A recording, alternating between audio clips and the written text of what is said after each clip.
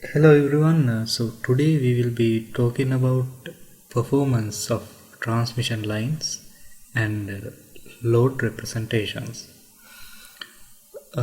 So when it comes to transmission lines, we need transmission lines to transmit electrical power from generation point to consumers.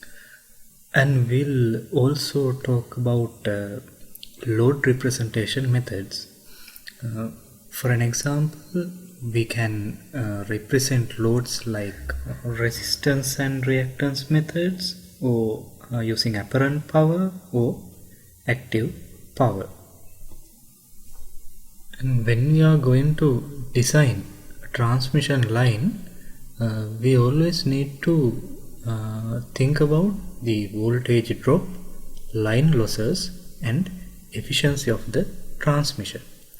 So these factors are always depends on transmission lines resistance, inductance and capacitance. And also you need to understand that capacitance is occurred between two transmission lines, so it can be occurred between a transmission line and a ground. We call this as stray capacitance. Now if you take voltage drop, that depends on all these three factors, but when it comes to power loss, that depends on the resistance of transmission line, because we all know P is equal to I squared R. Now we will learn some important terms. Now when it comes to AC theory, you have four types of power: active power, reactive power, apparent power and complex power. Below you can see the power triangle. We call this power triangle OAB. So I just need to explain the difference between apparent power and complex power. Now V and I are complex numbers. Now if you take the VI conjugate, we can take complex power, and if you take complex VI conjugate, right, this is the I conjugate, and if you take VI conjugate, you can get a result like P plus JQ, and the answer E is equal to active power and Q is equal to reactive power. If you take the magnitude of V and I, that is equal to apparent power. Here's an example. A single phase load is supplied by a single phase 220 volt load. So the current consumption is given as 22 amperes, lagging by 53.13 degrees. So we are asked to find active, reactive and apparent power. So first we have to convert current into rectangular form, and then we can apply S is equal to VI conjugate.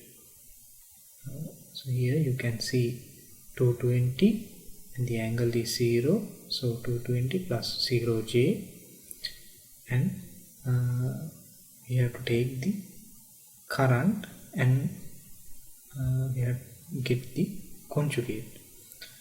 So when you do the calculation or the simplification, you can get this kind of an answer.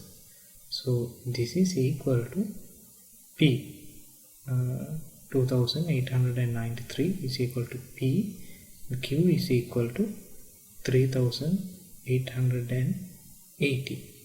That is Q. Now apparent power can be easily calculated by taking the magnitude of complex power. You have to take the magnitude of this complex number. So you can easily use Pythagoras theorem and get the magnitude of these complex numbers, and it is equal to 4840. Now by looking at the power triangle also, you can conclude that apparent power is equal to P squared plus Q squared. Next we'll be looking at power factor. So the power factor is the cosine of the phase angles between voltage and currents, right? So this is the angle psi, and you have to take cos psi, that is equal to power factor. Now for inductive loads, voltage is leading with respect to current, right? A voltage is leading and I is lagging. So hence this is an inductive load, right? Voltage is leading and current is lagging. So we can conclude that this is an inductive load.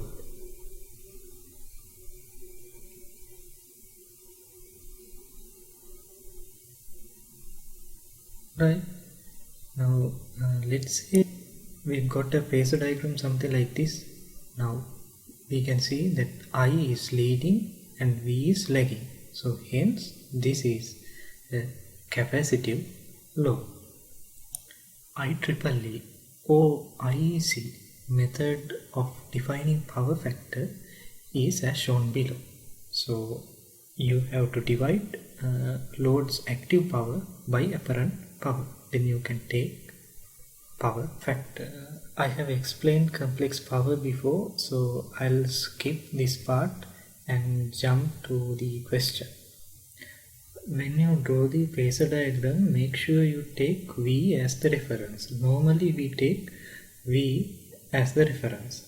Then you have to mark the load current. So load current can be like that or like this. Right? Then you have to draw the power triangle and indicate the value for active, reactive and apparent powers. So power triangle can be like this or like that. So that depends on the plus or minus of JQ value, right? Make sure you think about that when you do the power triangle. Is the load inductive or capacitive? Now how can you think about that one? We have drawn V and I. So if I is lagging, that is inductive. I is leading, it is capacitive. Next we'll talk about what the voltage drop is. So voltage drop is the decrease of electrical potential. Potential means the voltage, right? Here you can see a load, and left side V1 theta 1 and right side V2 theta 2 voltage. So what the drop is V1 theta 1 minus V2 theta 2.